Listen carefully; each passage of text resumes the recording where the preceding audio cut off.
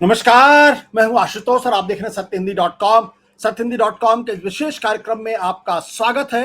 यह हमारा वो कार्यक्रम है जिसमें हम किसी एक विषय पर बेहद गहराई के साथ उसके कई आयामों की पड़ताल करने की कोशिश करते हैं ताकि अपने दर्शकों के सामने किसी एक विषय पर इतने तरीके से उसको चीजें बता दी जाएं कि उन्हें कहीं और जाने की जरूरत न पड़े।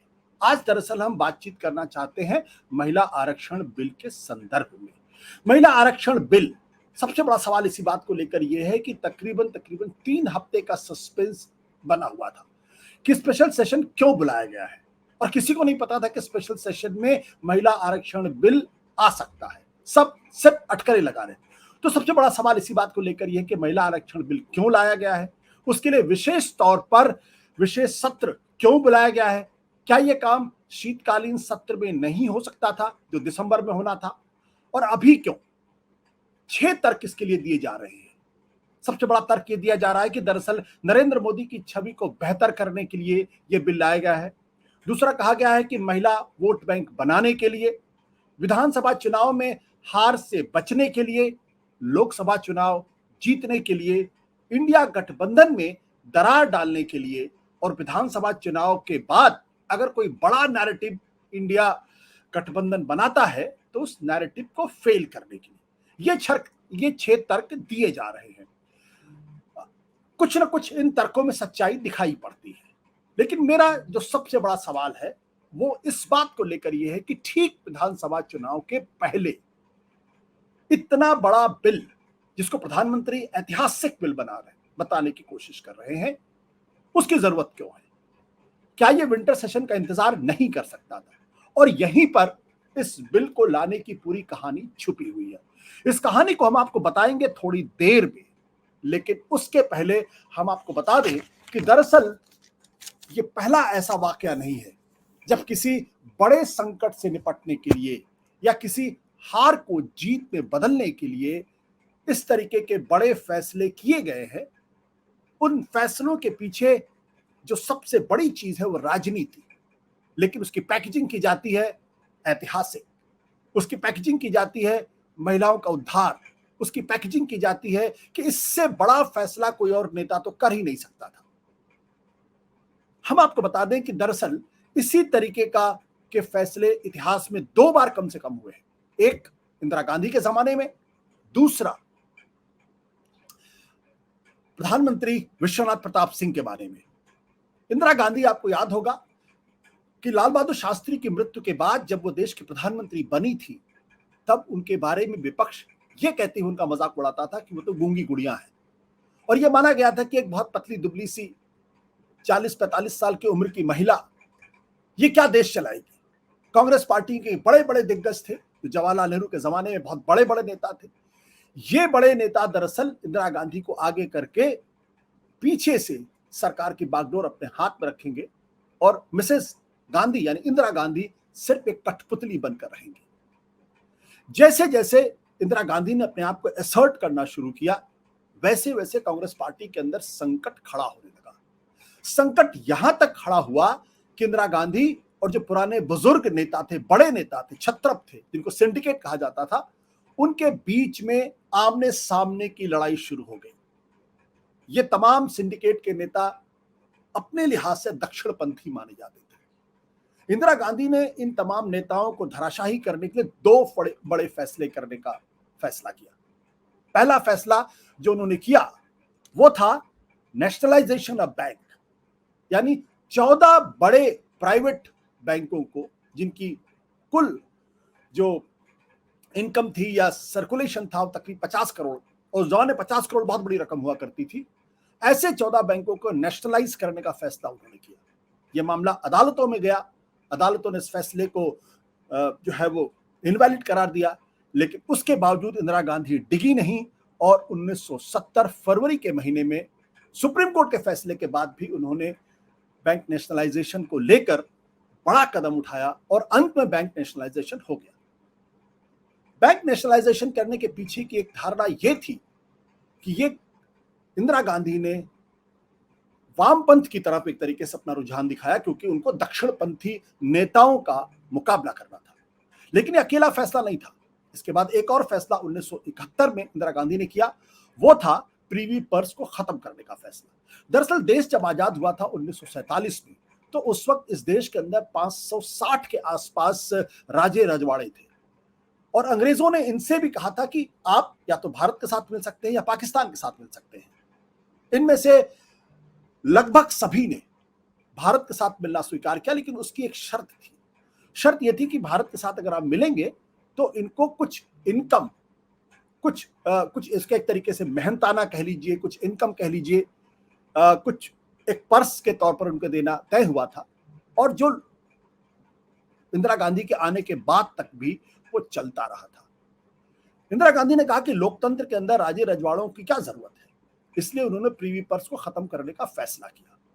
ये तो ऐसे फैसले थे जिसने इंदिरा गांधी के राजनीति को पूरी तरीके से बदल दिया, और जो दक्षिणपंथी नेता कांग्रेस के अंदर थे, जो बड़े बड़े छत्र सिंडिकेट थे, वो धराशायी हो गए और उनको राजनीति में पीछे होना पड़ा। इंदिरा गांधी एक बहुत बड़ी नेता बनकर उभरी। इसके साथ साथ 1990 में आपको लिए चलते, जब विश्वनाथ प्रताप सिंह देश के प्रधानमंत्री थे। यह सरकार वो थी जो राजीव गांधी को परास्त करके आई थी। वो राजीव गांधी जिनको 1984 में इंदिरा गांधी की मौत के बाद 400 से ज्यादा लोकसभा के सदस्यों का बहुमत प्राप्त था, लेकिन 1989 के चुनाव में बोफोर्स तमाम ऐसे मुद्दों की वजह से राजीव गांधी की हार हुई। विश्वनाथ प्रताप सिंह देश के प्रधानमंत्री बने, लेकिन विश्वनाथ प्रताप सिंह की यह सरकार कोएलिशन की गवर्नमेंट थी। एक तरफ उसको लेफ्ट फ्रंट उनको सपोर्ट कर रहा था, दूसरी तरफ भारतीय जनता पार्टी उनको सपोर्ट कर रही थी, और इनके बीच में खुद उनकी अपनी पार्टी जनता दल में देवीलाल चंद्रशेखर जैसे लोग थे जो लगातार उनकी जड़ खोदने में लगे हुए थे।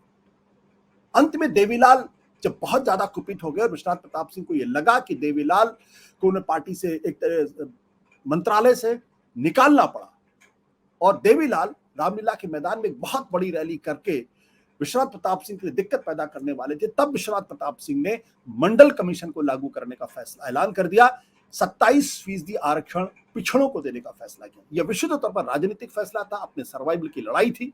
तो जिस तरीके से इंदिरा गांधी और विश्वनाथ प्रताप सिंह ने अपने सर्वाइवल की लड़ाई के लिए बैंक नेशनलाइजेशन किया, प्रीवी पर्स को खत्म किया, मंडल कमीशन को लागू किया, लगभग उसी तरीके की बात आज नरेंद्र मोदी के बारे में भी कही जा सकती है, कही जा रही है। मेरा तो स्पष्ट तौर पर मानना है कि दरअसल ये जो पूरी कवायद है, ये कवायद जो आने वाले दिनों में विधानसभा के चुनाव है, इन विधानसभा के चुनाव में 5 राज्यों में है, मध्य प्रदेश, राजस्थान, छत्तीसगढ़, तेलंगाना और मिजोरम। इनमें से मान सकते हैं कि तेलंगाना और मिजोरम, यहां भारतीय जनता पार्टी बहुत कमजोर है, लेकिन मध्य प्रदेश, राजस्थान और छत्तीसगढ़ में भारतीय जनता पार्टी की सीधी लड़ाई कांग्रेस पार्टी के साथ है। इन तीनों राज्यों में विशेष तौर पर अगर आप देखें तो जो अभी तक भारतीय जनता पार्टी की जो स्थिति है वो बेहद कमजोर या कमजोर बताई जा रही है, और इस बात की तायीद करता है एबीपी यानी एबीपी न्यूज और सी वोटर का ओपिनियन पोल जो जून के महीने में किया गया था। इस ओपिनियन पोल में अगर हम छत्तीसगढ़ के बारे में सबसे पहले बातचीत करें तो भारतीय जनता पार्टी वहां पर हारने जा रही है।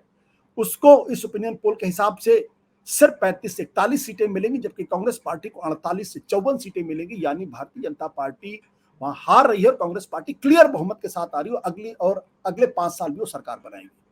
इसी तरीके से मध्य प्रदेश के भी हालात है, जहां पे भारतीय जनता पार्टी की स्थिति अच्छी नहीं है। हालांकि वहां बहुत तकरीबन 17-18 साल से भारतीय जनता पार्टी की वहां सरकार रही है और अभी भी वहां भारतीय जनता पार्टी की सरकार है, लेकिन ये ओपिनियन पोल कहता है कि भारतीय जनता पार्टी वहां हार सकती है। भारतीय जनता पार्टी को 106 से 118 सीटें मिलती नजर आ रही है और कांग्रेस पार्टी को 108 से 120 सीटें। इसी तरीके से राजस्थान वो जगह है जहां भारतीय जनता पार्टी बेहतर कर सकती थी, सरकार बना सकती थी, अशोक गहलोत की सरकार को हरा सकती थी। लेकिन वहां, और ये ओपिनियन पोल जो जून के महीने में किया गया है वो इस बात को रिफ्लेक्ट भी करता है कि बीजेपी 109 से 119 सीटें, कांग्रेस 78 से 88 सीटें लाती हुई दिखाई पड़ रही है। और इस ओपिनियन पोल के हिसाब से जून के महीने में अगर पोल होता तो कांग्रेस पार्टी की सरकार वहां जाती और बीजेपी की सरकार आती, लेकिन जून से लेकर सितंबर तक जब हम आपसे बातचीत कर रहे हैं काफी पानी बह चुका है। राजस्थान के बारे में खबर यह आ रही कि वहां पे फैक्शनलिज्म यानी धड़ेबंदी बहुत जबरदस्त है। वसुंधरा राजे सिंधिया को मुख्यमंत्री का उम्मीदवार नहीं बनाने के बाद से उनके धड़े ने एक तरीके से बगावत की राह अख्तियार कर ली। आपको पता होगा, हमने आपको जानकारी दी थी कि उनके धड़े के कैलाश मेघवाल जो वरिष्ठ नेता है, गृह मंत्री रह चुके हैं, केंद्र में भारतीय जनता पार्टी में वरिष्ठ उपाध्यक्ष रह चुके हैं, उनको पार्टी से अनुशासनहीनता के आरोप में सस्पेंड किया गया। वसुंधरा राजे सिंधिया भी वो नाराज चल रही हैं और उनकी नाराजगी भारतीय जनता पार्टी के लिए बहुत बड़ा सबब बन सकती है हार का।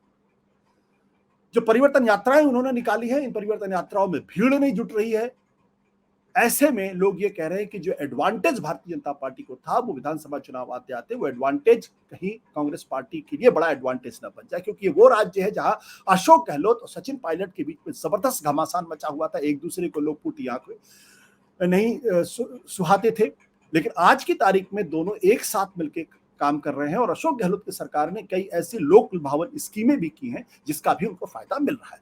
तो अगर इन 3 राज्यों के अंदर छत्तीसगढ़, मध्य प्रदेश और राजस्थान में अगर भारतीय जनता पार्टी हार जाती है, जिसकी आशंका आज बलवती है, और तेलंगाना में भी उसको जीत की कोई उम्मीद नहीं, मिजोरम में भी उसको जीत की कोई उम्मीद नहीं अपने बल पे, तो वैसे में 5 राज्यों के चुनाव अगर दिसंबर में नतीजे आते और ये कहा जाता कि 5-0 से बीजेपी हार गई है या 4-1 से बीजेपी हार गई है या 3 या उत्तर भारतीय राज्यों में से राजस्थान, मध्य प्रदेश और छत्तीसगढ़ में से 2 राज्य वो हार गई है और कांग्रेस पार्टी जीत गई है, तो जो लोकसभा के लिए जो नैरेटिव बनता वो नैरेटिव कहीं ना कहीं बीजेपी के लिए लोकसभा के चुनाव में मुश्किलें पैदा कर सकता। हालांकि ये बात लोग कहते हैं कि लोकसभा के चुनाव और विधानसभा के चुनाव में जमीन आसमान का फर्क है और ये फर्क इतना है कि जब प्रधानमंत्री नरेंद्र मोदी को चुनने का वक्त आता है तो भारतीय जनता पार्टी के वोट में 5 से 10% तक का इजाफा हो सकता है।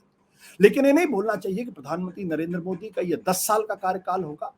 आज की तारीख में महंगाई अपने शबाब पे है, बेरोजगारी का हाल बहुत बुरा है और अभी हाल में जो इंडिया टुडे का सर्वे आया था मूड ऑफ द नेशन, उसमें यह तक कहा गया है कि 72% लोग ये कहते हैं कि बेरोजगारी की समस्या बेहद गंभीर है और 62% वो लोग हैं जिनका कहना है कि उनकी आय जो है वो अगले साल बढ़ने की बजाय घटने की आशंका है। और जब उनसे ये भी पूछा गया कि आप अपना घर खर्च कैसे चलाते हैं, तो लोगों का कहना था उसमें भी दिक्कत आ रही है। तो महंगाई, बेरोजगारी, 10 साल की एंटी इनकम्बेंसी, ये बड़े मुद्दे हो रहे हैं और इन बड़े मुद्दों से लोगों का ध्यान बटाने के लिए महिला आरक्षण बिल लाया गया, ऐसा मेरा स्पष्ट तौर पे मानना है। इसलिए यहां पे उस सवाल का हम जवाब देते हैं कि आखिर ठीक विधानसभा के पहले ये बिल क्यों लाया गया। अगर लोकसभा की हार जीत का प्रश्न होता तो फिर दिसंबर के महीने में ये बिल लाया जाता। अचानक बिना किसी को बताए 15-20 दिन से लगातार एक वाकई की स्थिति, सस्पेंस बना हुआ था।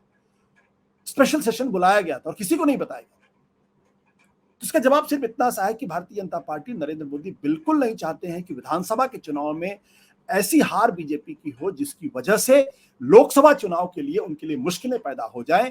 इसलिए विधानसभा चुनाव की हार से जो डैमेज होना था उस डैमेज को कंट्रोल करने की ये कोशिश है मेरी नजर में। ये कोशिश कितने कामयाब होगी फिलहाल वक्त ही बताएगा, लेकिन और बता दें कि अकेला ये फैसला नहीं है जिसकी वजह से ये कहा जा रहा कि बीजेपी नर्वस है या रैटल्ड है। क्योंकि पिछले दिनों आपको याद होगा कि जब मुंबई में इंडिया गठबंधन की बैठक हो रही थी तो उसके ठीक एक दिन पहले 29 अगस्त को अचानक गैस सिलेंडर के दाम 200 रुपए कम कर दिए गए थे। अगले दिन ये भी खबर आई थी कि भारत और इंडिया का विवाद सामने आया था। फिर ये खबर भी लाने की कोशिश की गई कि 1 नेशन 1 इलेक्शन हो सकता है या जो समान आचार संहिता का भी प्रश्न आ सकता है। तो ये सारी चीजें सिर्फ इसलिए है ताकि इंडिया गठबंधन का नैरेटिव अखिल भारतीय स्तर पर न बन पाए और उसकी तरफ महंगाई, बेरोजगारी जैसे मुद्दों की तरफ लोगों का ध्यान न जाए। प्रधानमंत्री नरेंद्र मोदी की छवि एक जिताऊ नेता के तौर पर, एक ऐसे नेता के तौर पर जो लोगों का ध्यान रखते वो लगातार बनी रहे, और ये अगर बना रहेगा तो फिर भारतीय जनता पार्टी के लिए विधानसभा में उनका परफॉर्मेंस बेहतर हो सकता है। लेकिन क्या इस महिला आरक्षण बिल लाने के बाद भी भारतीय जनता पार्टी विधानसभा के चुनाव में बेहतर परफॉर्मेंस कर पाएगी? मुझे फिलहाल इस बारे में संदेह है। नमस्कार, शुक्रिया, धन्यवाद। सत्य हिंदी का ऐप डाउनलोड करें गूगल प्ले स्टोर पर।